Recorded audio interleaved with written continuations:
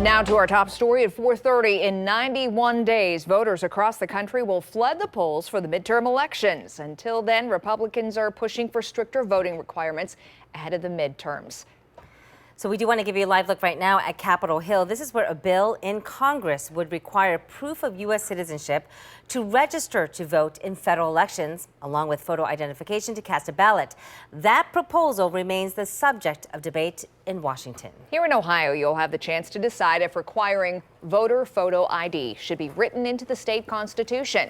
Thanks for staying with us on 10 TV News at 4:30 and on the stream. I'm Station Akin. And I'm Angela Ann. So the Ohio Ballot Board took the next step this morning on moving the proposed constitutional amendment to the November ballot.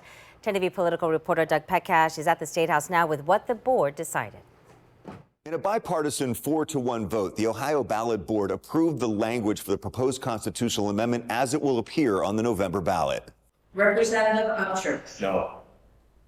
Senator DeMora. Yes. The proposed amendment would require voters to show a government-issued identification in order to cast a ballot. The Republican-backed joint resolution to put the measure on the November ballot passed both the House and Senate, where it needed a 60% majority vote.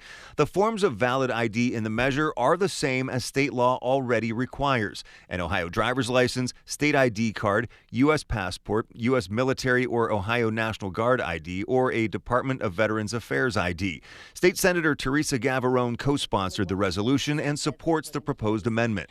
By enshrining this language in the Constitution, we are really setting a floor so that future General Assemblies won't be able to go backwards, and that we maintain a photo ID requirement in Ohio.